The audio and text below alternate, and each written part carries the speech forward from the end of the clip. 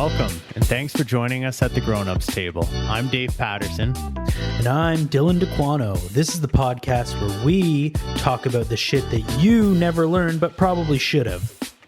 Today's show, we're going to be joined by Ryan Barnett to talk about nutrition, which I think is something we could all benefit to learn a little bit more about. I definitely could. Whether the issue is knowledge or motivation remains to be seen, but we'll get to that.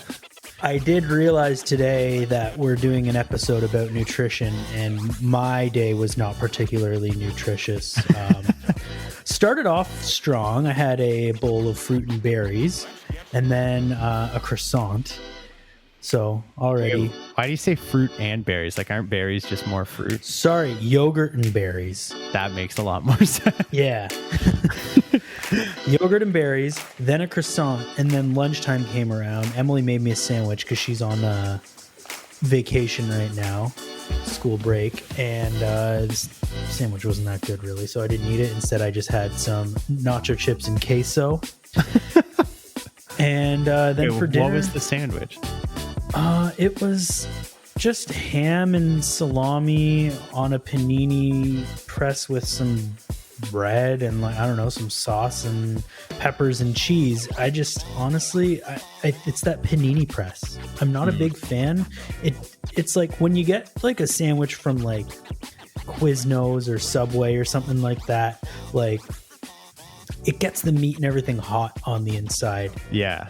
This panini press only gets it like lukewarm, and you're eating like room temperature like salami, and it just doesn't go down the same way. So I realize, like, I'm asking this as somebody who doesn't have sandwiches made for me at lunchtime. I don't usually. This was like a special treat, and I felt bad, but I also didn't feel bad because she said it first. There you go. Yeah, it wasn't me complaining. It was her like, Dylan, does this sandwich taste funny? I'm like, yeah, I don't really like it. Sorry. Fair game at that point. Yeah. All right. Well, is there anything that you're really looking to get out of today's conversation with Ryan? Like, how do you know Ryan? How did he get on the show? Ryan and I met playing Ultimate Frisbee 2 years ago. Okay. Great guy. Heck of an athlete. Nice. So you just met him, just like you joined an Ultimate Frisbee league? We both signed up as free agents, and we got put on a free agent team. Okay. Ended up being a sweet group of people. Ryan and his we won 2 games out of 12. Wow, you're not selling it. We won our first game and we won our last game. That's all that matters, really. Not if you won one in the middle. Yeah, if you won one in the middle, that would have been great. But I mean, yeah, it would have been nice to win. I don't know, 7 in the middle, really. But no, Ryan's a great guy, heck of an athlete. Really into nutrition and fitness, and he's been going to school in Buffalo to further his studies on that, following his time at Brock. He's got a lot to offer on this. I've had many conversations with him on these topics myself, and he's a really, really knowledgeable guy, does a lot of coaching. Okay. Yeah. Sweet. That sounds good. I'm excited to meet him and ask him some questions. As far as what I'm looking to get out of it, I think I know my relationship with nutrition changed significantly in a post-university world. Yeah. And kind of recognizing how real it is, and that I couldn't eat whatever I wanted and feel okay and to do whatever I wanted. Maybe we should ask him about that. I'm going to put that in there. How do I not feel like crap all the time? Can I just eat whatever I want whenever I want to? Can I? I'm sure the answer is yes, you can. Should you? Probably not. That seems obvious. So this is why we're getting a pro to come on here and talk about it instead of just us idiots who don't really know what we're talking about. Somebody who can get more into the nuances than all the pizza or none of the pizza. Yeah. I think that the nuance is probably going to be some of the pizza, some of the time, but you gotta mix that in with some exercise. But yeah, I think it's a topic that there's a lot of new information coming out. There's new trends. There's various things. You see a lot of people posting about it on social media, talking about it on TV. and trying to filter through that information and find what's really relevant to you. Because that's the thing, is everybody's got personal goals and needs when it comes to health and fitness. And I think finding what works for you is what's really important. It's hard to do that just with the almost overabundance of information we have right now. Yeah. So to have a guy like Ryan who, you know, dedicates himself to sifting through that information and translating it in one-on-one settings is hopefully going to be a really beneficial conversation for our listeners. I agree. And ourselves. Yeah, I think I need it more than anyone right now. I started off this year trying to get on a health kick like everyone seems to every year. And it's April. We've hit that quarter mark and, you know, I've fallen off. And I think that that's also I'm going to blame COVID, but it's not COVID's fault. You know, being stuck in my house, I'm bored and I'm depressed and I don't want to just like do anything, let alone get on the bike or like lift some weights or cook healthy. I just want to sit around and eat chips and watch movies and just be like, when is this thing going to end? But if it wasn't for COVID, what would your excuse be? I don't know. I would find another one though, I'm sure. All right. Ryan Barnett's here joining us on the show. Welcome, Ryan. Hey, thanks for having me, guys. Hey. Why don't you give us a little bit of background info on what you do, your education, and just a general get to know Ryan? Yeah, sure. I actually have a degree in kinesiology from Brock. I also got a diploma in fitness and health from Humber College. And I'm a certified personal trainer, and I'm currently going to school to become a dietitian. So lots of school, lots of fun. Lots of knowledge. Lots of knowledge. That's good. Always trying to, help improve myself and others. So this was the way to go. It was a longer track than I wanted to be, but, on the rise. Was that always the plan to get into the dietitian part of things from kinesiology, or was that something you discovered along the way? Funny enough, my mom told me I should have went into nutrition before I even started college. And I blew it off because I thought it wasn't important. I just wanted to be a trainer. I wanted to get people fit. And then as I progressed from college to university, I realized that nutrition plays a lot more of a key component to what recovery, strength, power, everything, health and lifestyle than I thought it was going to. That's awesome. So before we get too far into how to be healthy, let's acknowledge the part of the show every episode where we generally get a little less healthy. So Ryan, as we ask every guest to pick a drink for the day, what's your drink choice for recording today? I chose Georgian Bay Gin Smashes. The original. All right. I'm actually a little thirsty, so I'm going to get into this. Yeah, I'm going to crack mine. I'm in too. Let's take it away. I just kind of wanted to ask a starter question. Just like, what is nutrition? Is nutrition just about food? Is it about exercise with food? Is it more than just like calorie intake and carb and counting all those kinds of things? Like, that's a good question. Nutrition, from my standpoint, is more about a lifestyle. So, you incorporate family, religion, culture, everything kind of plays into what your nutrition is, your parents' background, your background. And the biggest thing is that the healthier nutrition that you have coming into the body, no matter what you want to do with it, you're going to get a better result than when you put in poor nutrition into your body. It seems logical, but it seems harder than that when you try. Yes. Health food nowadays, they all have claims of low fat, high fat, low carb, high carb, keto. There's lots of claims out there that can help you get healthy, but what is healthy? And that's when it kind of has to come back to what makes you feel the best and what your body responds to. Yeah, because you'll hear someone talk about like, I'm doing this diet that's like no fat, all carb. Maybe that's not a diet. I don't know anything about these. No. But then you hear someone who says, heard of an all carb diet, Dylan. I think they have that in Mean Girls. Okay. But then there'll be someone on the complete opposite spectrum who says the opposite diet. And you're like, how can both of those exist and both get you the same goals? Maybe they are different goals. And that's what it kind of plays down to. What are your goals? So if your goal is to lose fat, the oldest trick is calories in, calories out.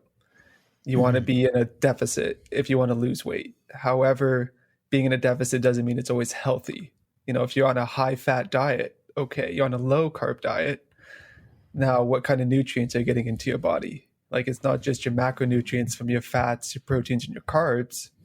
You got to look at your micronutrients, your vitamins, your minerals, because they all play a supporting role in your health as well. So how do you eat? Obviously, nutrition, like you said, it comes down to an individual person. So if you're working with a client or somebody to help them figure out a plan, how do you figure out what's going to work with them? Or how do you start that process for somebody who's listening and wants to start kind of honing in on what their optimal nutritional plan is? Well, that's a good one. The hardest thing you got to start with is journaling what you're actually eating in a day. And that's what it comes down to first, because you have to know what's going into your body. And the hardest thing about that is you have to get into very specific details. How much oil you're using, salt, pepper, like a lot of those things do play factors into your diet. So if you kind of just overlook it and you just think, oh, I had chicken fried rice today, but you don't put in, I had 4 tablespoons of oil in there. Well, that's like 400 calories right there you didn't put into. Right. So it's kind of annoying, but it takes time to kind of get used to it. So that's why I always suggest to my clients, to my friends and family, if you want to get started, write everything down. Snacks, drinks, how much water you're drinking. Because once you go back and look at it after a week, you can kind of break it down and see, okay, what can I adjust first? Now, you said like 4 tablespoons of oil is 400 calories. And I'm not going to lie, when I'm cooking up some peppers or something on the stove, I just pour the bottle in. I don't measure it. And I just like throw the peppers in there, let it cook. And I mean, I'm not eating all the oil that's in there. But exactly. How do you calculate what came off on the food that you cook in it?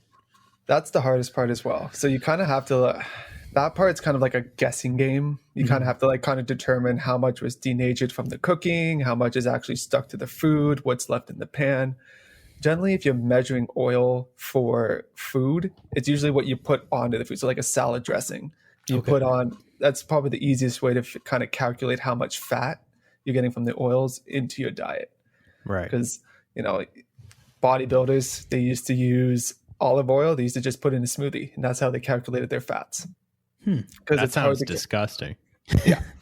But it's one way to do it because it helps get rid of that guessing game of what did you actually cook with it? What didn't you cook? Because again, you only need a little bit of oil just to grease the pan so it doesn't burn, right?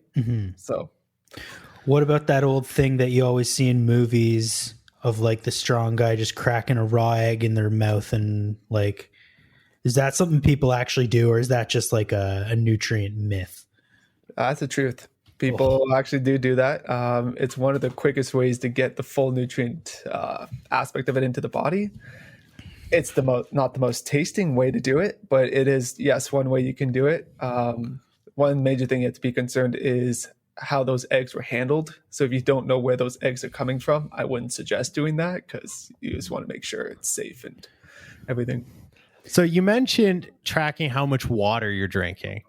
That's something that I know, like now that I kind of have my act together in many ways, I drink a lot more water and I feel way better because of it. And I wonder if I spent the first, 23 years of my life dehydrated for some reason.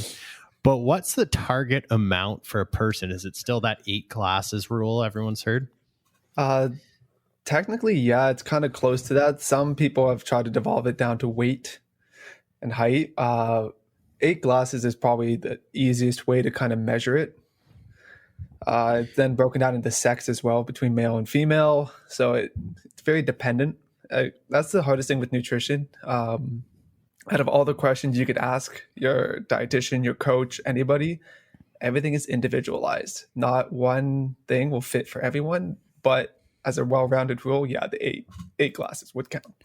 And does it need to be just pure water, or if you're having, like, for example, a gin smash that has water in it? Obviously, it has alcohol in it too, but can part of that count towards those 8? Or if you have a glass of milk, there's water in milk. Can part of that count towards your 8 glasses? Is it just, or should it be water separate from everything? Or is it up for debate?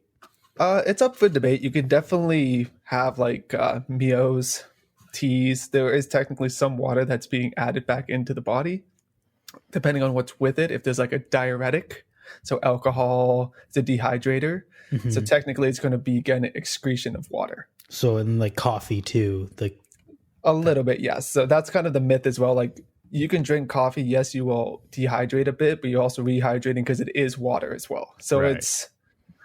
It's not like you drink a cup of coffee and you're dehydrated. So I got my 2 cups of coffee and then my 5 glasses of water and my beer at the end of the night. And then I'm more or less, that's my 8 glasses of water a day, right? There you go. That's the way to do it. Okay. So on top of nutrition, what's like a handful of basic rules that the average person who's not, let's say not very healthy right now, if they followed a few simple rules, even if it wasn't down to a science, would improve their health?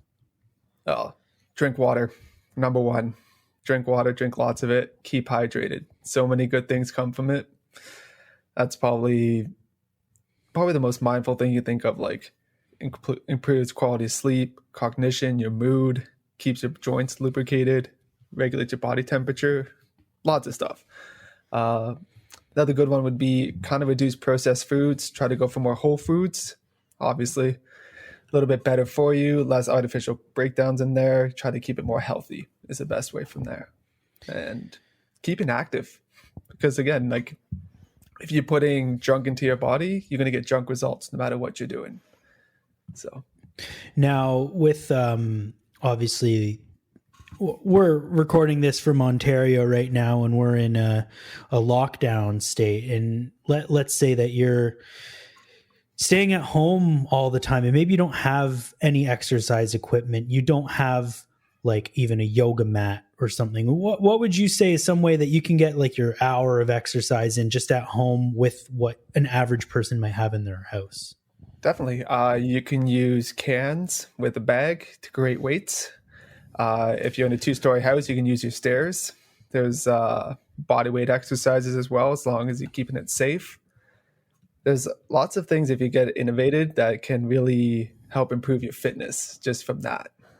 And obviously nutrition and fitness are super tied in together. Like I don't think you can really think about one without the other, or I don't anyway. Like you can't just be nutritious but not exercise, right? Or you can't just be like an exercise freak but just eat candy and chips and that's it.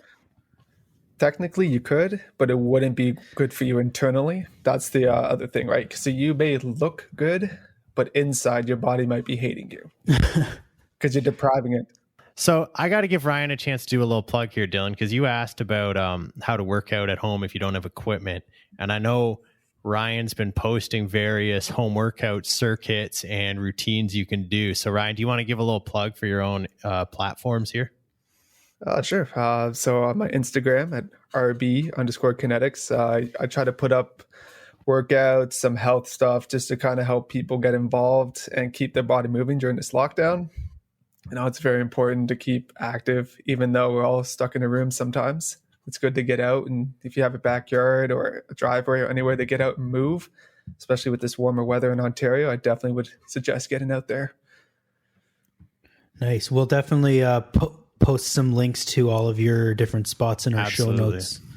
Awesome. Thanks, guys. I had a question about one thing you kind of said right off the bat about what nutrition is. And you mentioned that you tie in family, religion, and those are things I've never really, in my mind, tied in with nutrition. Like, can you speak a little further about that? Definitely. Funny enough, in my classes, I take a food and culture class, and I get to learn about various aspects of how cultures and their nutrition play hand in hand to their families. And you have to think like most of North American dinners are traditional meat, potatoes, vegetables, or some sort of carb and protein with vegetables. But when you look at like internationally, other dishes come in and they play like more carb based with a little bit of more fruits and citruses, where ours is just kind of more plain Jane kind of style. And I guess there's also from the religious perspective, there may be restrictions or guidelines as to what you're able to eat and when you're able to eat it as well. Exactly. So, when you're working with a client or when I'm considering helping people adjust their nutrition plan, that's one thing I have to consider, right? You have to dive in to see like what can they have, what they can't have, and that definitely plays a big role. Absolutely. What's your thoughts on stuff? Obviously, some people do this as part of their religion, but in terms of general health and nutrition, fasting being a part of your life, I've seen fads online where people are like, I'm doing this like 8-hour, I only eat for 8 hours a day and fast the rest of the day. Is there something to that?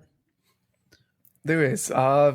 Intermittent fasting has been around for a very long time. Religiously, it's been around for a very long time. However, there are pros and cons. With everything, there's always going to be pros and cons. As long as you're doing intermittent fasting, there's certain protocols you want to reach. So like you talked about the 8 hours of eating, 16 hours of not eating. However, you have to think of breaking the fast. What's your first meal going to be definitely is important as well. Other thing you want to look at, there's other things that could play into factors too. So during that 16 hours, you can consume water, some teas technically, because they don't break your fast, because you don't want to start the metabolism, right? The whole purpose is to stop and try to let the body use what it has in the body. So some people say black coffee works. However, you can't put black coffee in creamer. When you're breaking a fast, as you might every single morning of your life, is that really like growing up? We all heard breakfast the most important meal of the day. We all saw those like cinnamon toast crunch commercials with your balanced breakfast with like a random orange and a glass of milk. So what's the deal with breakfast? Is it overhyped? That is a good question. So technically, it just comes down to how you think of your breakfast. So technically, after your 16-hour fasting, your first meal is your breakfast. What do you traditionally eat? Some people have bacon and eggs with toast. Some people would have oatmeal. Some people would have Captain Crunch cereal. What you really want to think of is what are you putting into your body to fuel yourself first? What's going to take the longest to break down? What's going to give you the most energy? What's the most nutrient dense? And that's where like the sciencey stuff comes in. But to keep it simple, you just want to make sure you have like a nice well-rounded meal, some protein, some fats with carbs. It's a simple way. I find for me, and I don't know if I do it right, but this is kind of like my work week. I'm working from home right now. And I usually have a pretty light breakfast during the week, maybe like some toast and some fruit and yogurt. But then on the weekend is when I'm going to have that bacon and eggs and French toast every Saturday. I like to cook up something big. But then those are the days where I'm going to be out and about doing things and trying to like, I don't know, spend more time outside than like 8 hours in my office. So that's kind of my mindset behind it. What do you, anything to say about doing that with your life? Oh, I would say definitely. No, that's definitely one way to do it because you got to think expenditure wise, right? Like if you're working from home, you're not moving as much. Do you really need to, as long as you're getting enough food to hit that basal metabolic rate and plus some to keep you at a maintenance? Yeah, definitely. Like you don't really need to splurge because you're not going out, you're not walking, doing yard work and whatever you like to do on the weekend during your week, right? Mm-hmm. You're not being as active. But as long as you're making sure you're getting enough food to sustain yourself maintenance wise per day during the week, totally fine. Not a problem. Unless you're looking to cut weight, and that's when you want to go into a little bit of a deficit. So what's like, we talk about that cutting weight, and obviously it's a challenge for a lot of us. But when you break down the math, it's not inherently complicated. It's calories in, calories out. Getting there is what's hard. So if somebody's cutting weight, what kind of deficit do you want to look at? And what are some sustainable tips to help you get there? Because I know a lot of people who've maybe lost 20 pounds quickly and struggle to maintain it after that. So that's a tough one because usually when people go on diets, they get restrictive. So they cut away carbs or they cut away something big. I always like to teach my clients and everyone to start small. You know, if you have the same meals every day, cup of coffee, 2 creamer, some toast, eggs, lunch, everything's the same. For the first 2 weeks, cut out 1 cream. That's calories. That is small, yeah, but I guess it adds up over time. And do these people find that there are significant changes with that, or as you add more things you cut? As the time goes on, you start to be able to adjust to newer things. And what you're trying to do is not forcefully change the lifestyle, but have them figure out, what can I do to adjust my lifestyle? You know, on lunch, instead of having a pop with your sandwich, have it, I don't know, a seltzer, something light, you know, something easier to consume that's less calories, but still kind of gives you that same benefit that you want. You know, that carbonation, that bubbly. There's lots of things you can do. It's just kind of finding what works for each person. Because, like, for myself, I cut out pop, but I bought a Soda Stream. So for me, I love carbonation, the taste of carbonation, the bubbles. It's that sensory feeling that kind of spikes me. So now you can get really healthy kind of syrups and get really bad ones. So you definitely want to look into what you're actually getting. Overall, though, each syrup is probably going to be less calories than a pop. So even if you get like the cola flavored one, you're a Coca-Cola or Pepsi person, and now you've bought a Soda Stream and you've got the cola flavored Soda Stream, there's going to be some sort of, like, that syrup is better than what's in Coke generally. Technically, yes.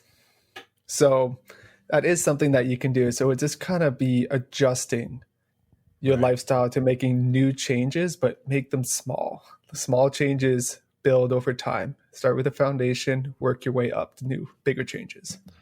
So if there's one small change that everybody should make, like, let's say there's one thing that nobody needs to eat, but many of us do, whether it's eating or drinking, actually, what's the one thing you would recommend that pretty much everybody could benefit from cutting from their diet, or at least reducing?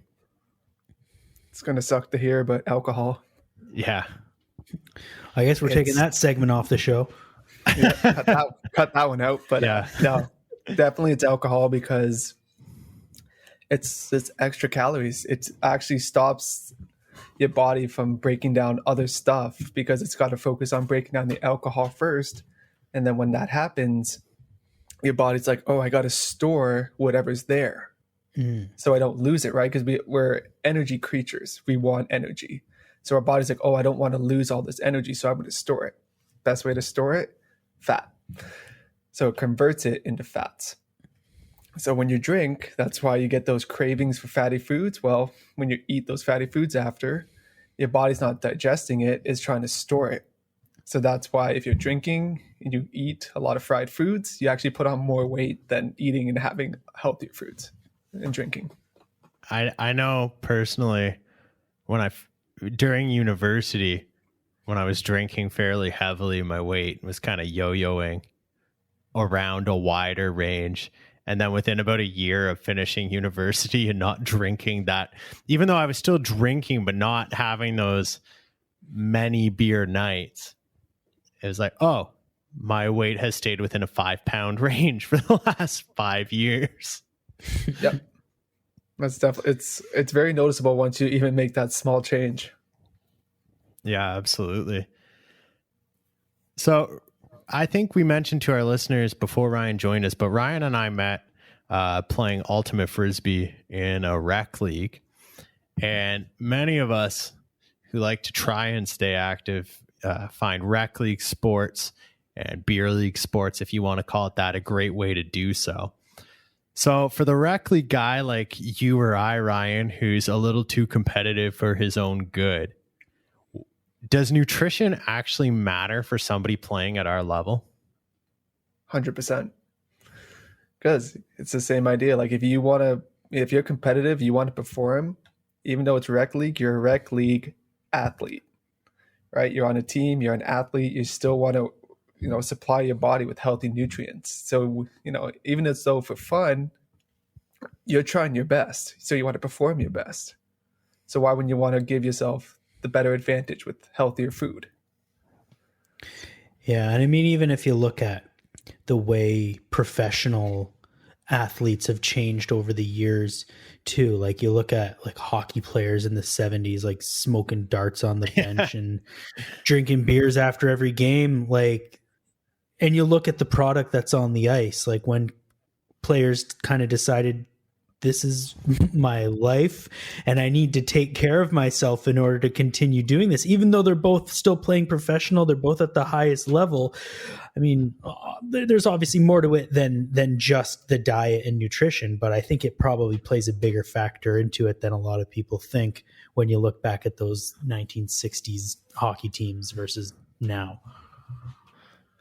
Yeah, and you see a guy like LeBron James too, and there was all that information, a year or two ago, about how he spends over $1 million a year on basically his personal health and having like a personal chef and nutritionist and massage therapist and trainers and just like, but he knows that if his body's a well-oiled machine and that's why he has this money. And he's just doing everything to keep it at that elite level. I always like the mindset of thinking of like your body's a temple. I know, actually, I probably heard it from a friend of mine in high school. I think it had something to do with religion, to be honest, but he's like, you treat your body like a temple. And that's the way it is. If you give it what it needs, the happiness, the love, the care, it provides you with solemn and happiness. If you just put in negativity, you just get negative back. I like that. Yeah. And yeah, that's a good point. And Dave had kind of mentioned that athletes like LeBron James or Tom Brady or whoever, they're spending all this money. I'm not personally a millionaire. So I don't have that kind of money to spend on all that kind of stuff. So if I want to start calculating my macro intake, the carbs I need to intake and stuff, is there any way for me to do that by myself, or is the best way to meet with like a nutritionist or a dietitian and just have those conversations, or is it something you can figure out by yourself? Well, luckily enough, you can do it by yourself. Anyone with a predisposed disease or condition, 100% you have to go talk to a dietitian, nutritionist, somebody who's educated and certified, registered. Make sure that's the number one there. Because those are a bigger concern, because especially like diabetes, heart disease, those definitely play a bigger role in what you should be eating, what you shouldn't be. However, for the average Joe or us beer league guys, you can use MyFitnessPal. I've used precision nutrition calculators. Another good website, it's called Eat This Much. And you can actually, these are all the free ones you can get. And you can go on there, make an account, and you put in all your information, and they actually give you meal ideas. So they break down your carb and fat percentages, and they say, okay, these are the type of meals you can have in a day. So on Monday, here's your meal. And they, if you get the premium version, it actually gives you a grocery list for each week. That's unreal. So, yeah. Now, can you ask it, or will it automatically put in a cheat day for the people like me who are going to need that kind of thing? Most of the time, like these ones, they kind of give you a little bit of flexibility. So if there's something on there you don't like, you can kind of swap it out and it'll give you different options. Realistically, as long as you can get something comparable, like if you want to add ice cream in on your meal plan, put the ice cream in, just adjust it to your calorie intake. Make sure you monitor the fats and carbs going in. As long as it's meeting into that profile, it wouldn't say too much about it. Cool. That's really awesome. We should post some links to those kinds of things as well. Definitely. Yeah, we'll have some space on the website definitely to get all that up there. I know we talked a little bit right off the bat about all of the various trends and sources of information that exist right now. And one of the trends that I've been hearing a ton about lately, and I do blame Tom Brady a bit for it. I mean, I blame him for a lot, but I blame him for this one too, is the massive amount of talk about anti-inflammatory foods. Yeah. And that's not something I knew anything. Like, I used to think of inflammation like you've got a swollen elbow or something, take some Advil and get on with your day. I never thought about being in like a generally inflamed state, if you will. So what's all the hype about this really about, and how does it impact the average person? So you're pretty much going down the road of the gut microbiome. So your gut health. you'll find some fruits such as like nightshades, so tomatoes, they're very acidic. And so the acidic can actually cause inflammation inside the gut. So people get upset stomachs, you get some IBS, your irritable bowel syndrome, inflammatory bowel disease, IBD. So think of cramps, bloating, and pain can be due to this poor microbiome. So what you're putting into your body has bacteria, fungus, viruses. These are all live inside your stomach. So it's very technical. It's very scientific. But the easiest way to put it is that if you're not eating healthy foods, your body's not going to start creating those bacteria, because it creates a generalized like pool of bacteria for your stomach. And if your body's not having that kind of nutritious value coming in, it'll start creating more of the bacteria to the foods that you're actually consuming. So pizza, greasy foods. However, those types of bacteria create lethargy, inflammation, tiredness, fatigue. So after a long day and you've eaten crappy food all day, most people are tired and sluggish compared to the other person who has the same day but eating healthier food. Their body actually responds better. They don't have the lethargy. Their body feels more active. It's kind of scary to think of, but that's one way how the body works. When it comes to the anti-inflammatory stuff in the gut microbiome, I've heard a lot about different foods you should try and eat, like berries and fermented foods like Greek yogurt, whatever. Is that more about what you're putting into your diet, or is it more about what you're removing from your diet? That'll be more of what you're putting into your diet. So the like yogurt is heavy in bacteria, like probiotics, prebiotics, bacteria. Those will be going into your body. Especially like in yogurt, can help seal. So yogurt's a very special one. So when you look at the probiotics, prebiotics, when you're going into the body, yogurt can help, supply that body with more nutrients from the bacteria, right? And it gets super scientific, and I don't want to go into this on the show because obviously it's stuff that nobody's going to care about, and it's kind of like more of my thing. So to keep it like on track here, consuming those types of foods have probiotics and prebiotics, which are healthy bacteria for your stomach. It can help reduce leaky gut syndrome, inflammation, cramps, and help supply the body to utilize other nutrients coming in and letting your body use it properly instead of creating that like lethargic and crappy feeling. That makes a lot of sense. I know. I almost went off track there. Onto the yogurt thing. I got a question. Now, there's obviously so many milk alternatives now, which are, I think, initially designed for people who are like lactose intolerant or maybe people who are vegan. Are there the same kind of benefits to eating like a oat milk yogurt? Do they still have those kind of like probiotics and like bacterias in those, or when you switch to that, are they removed because they're not part of the culture of like milk? So luckily, depending on the brand you go with, some of the products are fortified with probiotics and prebiotics. If you want to go like a more natural organic route, you can get goat yogurt. So made with goat milk. It's very thick, very dull flavoring, but again, it's formulated with more of those. It's definitely not the best tasting, I promise you that. But it does provide you with that more fulfilled product. When the first word you described this yogurt with was thick, I knew I probably wasn't going to buy it. Oh, thick yeah. yogurt. So if you ever had Greek yogurt, it kind of has a like consistency of like, it takes a little bit of effort to stir. Yeah. Mm-hmm. Times that by about 5 for goat yogurt. But I don't know if that's again, it's dense. It's very dense. But you could water it down, put a little water in there, put it in a smoothie. You can make a sauce with it, yogurt sauces. Quite good. That's a good idea. Yeah. As far as what you're putting into your body, we talked about kind of the basics of your macro and micro intakes.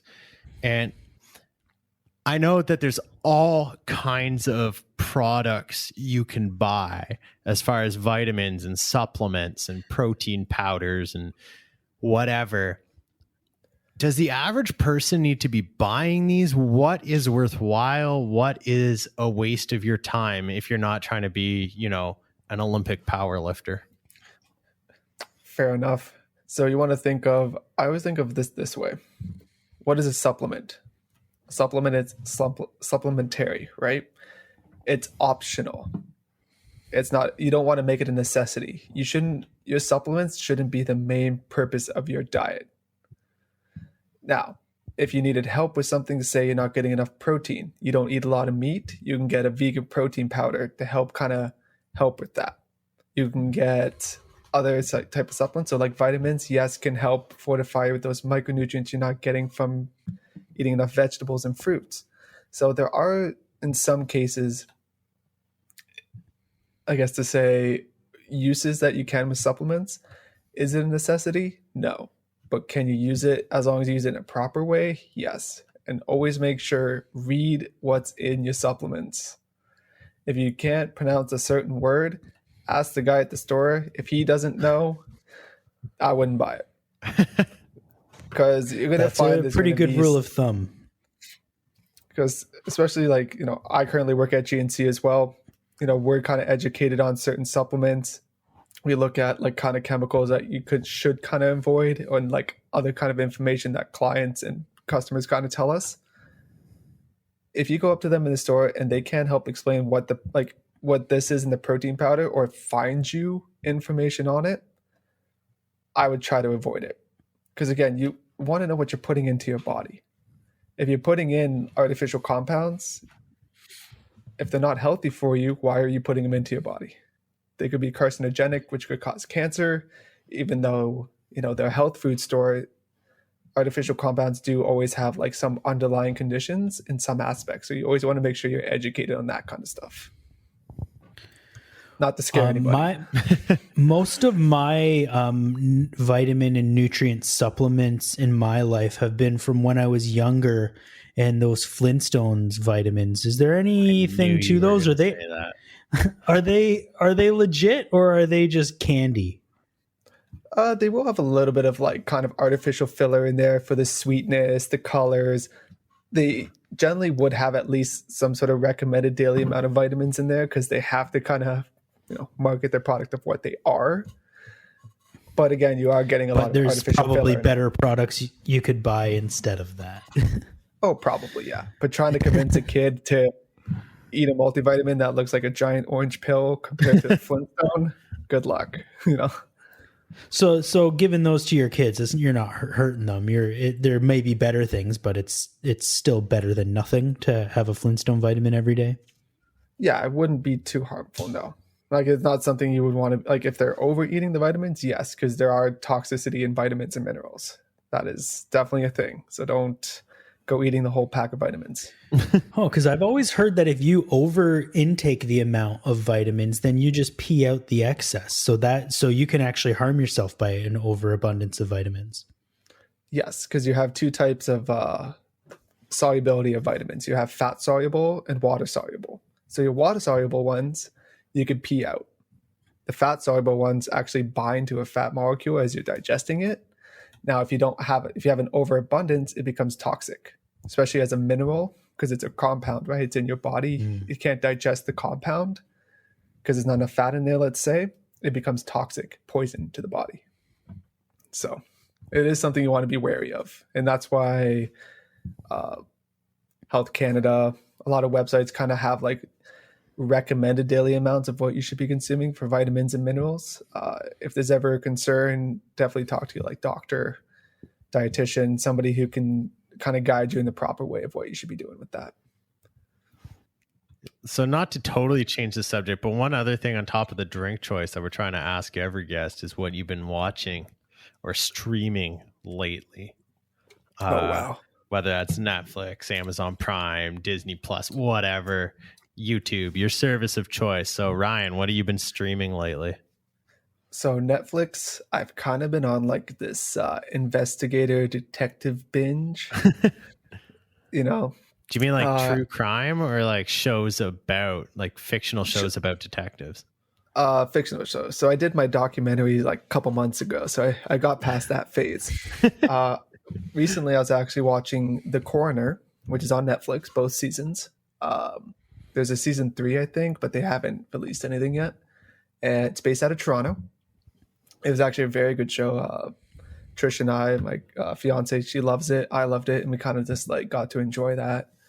What else did we watch? We tried to watch Superstore, I think it was. Oh yeah, I watched one episode of that, and I've it was seen the like trailer. Yeah, We got 3 episodes in. It wasn't really our style. Like, it was funny, but it was just kind of wasn't nothing entertaining. groundbreaking. Yeah. Like, if we just needed like a background show to kind of listen to if we were doing other things, then yeah, like, but other than that, no. Yeah, nothing to get invested in. Exactly. sorry, we can totally cut this. But did you just say you and Trish got engaged? Oh yeah, you didn't know? You didn't? Yeah, we When got did that engaged in happen? December. Christmas. Dude, I had no idea. Congrats. I mean, I guess I only Yeah. see you guys when I'm like walking the dog lately. But Yeah, I didn't even think of that. Yeah, we got engaged on Christmas. that's Christmas Day. amazing, man. Congrats. Nice. Thanks, man. Yeah, it was a big step. So, How'd you do it? How'd you do it? We're gonna share it for everyone, for all to hear.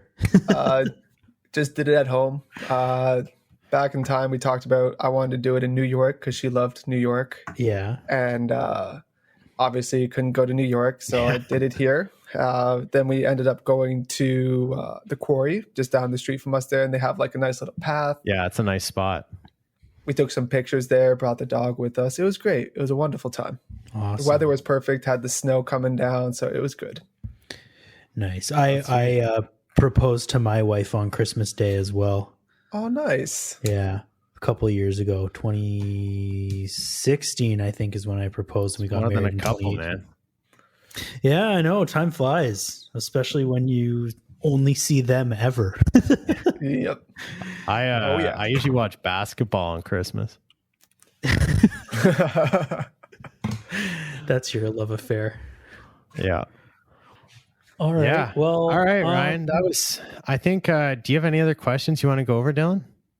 No, I mean, I've asked everything, unless there's anything else Ryan wants to plug or just wants to say in general about like a general philosophy about going about starting your nutrition journey. Yeah, you know what? I could toss a little like blurb in there. Sure. If you're looking to start your fitness journey, do your research. It's going to be the best thing that's going to help you. Take small strides, build a strong foundation, and you're going to get the success that you need over time. You don't get quick results. If you're expecting quick results, that's the wrong mindset to think of. Try to take a step back, collect yourself, understand that this takes time, practice, effort, and consistency. That's great. Yeah, That's great, Ryan. Yeah. And we're going to post some links on our website, but where can our listeners go to learn more about you and your services and coaching and everything you can offer to people on their own nutrition and fitness journey in general? For sure. As I mentioned before, you can catch me on Instagram at RAB_kinetics. You can also check out my website at kineticsperformance.com. That's probably the best ways to get a hold of me. I have all my contact information on there. So, yeah. Awesome. That's Well, thank great. you so much for joining us today, and we're excited to share this with everyone. And and just to have thank you on the guys, show. man. This Thanks was a lot again, of fun. Ryan. I had a great time. Well, thank you again to Ryan for coming on and talking to us about nutrition and just living a healthy lifestyle and the kind of foods you should eat and how to count all the nutrients and the stuff in your foods. It was awesome. Drink more water. Drink more water, always. Can you drink too much water? We didn't get into that. You probably can, but I would guess for most people, you're probably further off from that than you'd think. Yeah. Well, that's a good point. What do we got coming up next week? Next week, we have Jason DeJean joining us. Jason's a portfolio manager and certified financial planner with the Wealth Building Group and the Harborfront Wealth Management team. Jason's going to join us to discuss everything about investing, how to get started, why you should invest, different ways to invest, and who can help you figure out all of that. So, it should be a good one. It's a big topic. That's probably something that literally everyone needs to listen to in the world like at some point. Warren Buffett's doing okay without us. No, he needs to listen. Should? Yeah. All right. Yeah, I think he doesn't have very much money anymore. I heard he's like pretty poor now. Yeah. Well, that's what happens when you give it all to charity, I guess. Yeah. Good old Papa Warren. Well, we have recently launched a new website. You can find it at www.thegrownupstable.ca, not .com. We are in the Great White North of Canada. That's a .ca domain. We also have an email address, thegrownupstablepod@gmail.com, just to contradict everything we just said. And you can hit us up. Send us an email if you got questions, thoughts. You think we suck, you think we're great, whatever it may be. Maybe there's a topic you'd like to see us discuss or a guest you think we should have on the show. Let us know. Yeah, maybe one of these days we'll have like a listener voicemail where you can like send in one of those. Oh, that would be awesome. Yeah, like just yeah. Like, hey, Dylan and Dave, listen to your podcast. You guys are both idiots. Yeah, but that guy you had on wasn't. That's pretty much the theme of this podcast. Yeah, I was about to say, that's our entire concept. Yeah. Alrighty, well, you can find us on Google Podcasts, Spotify, YouTube. Hopefully soon we'll be on the Apple Podcast Network, and anywhere else you look for your podcast, mostly we're there. Be sure to give us a follow, give us a rating, recommend us to your friends if you didn't hate us. Stay tuned for upcoming episodes, and we'll see you again at the Grown-Ups Table.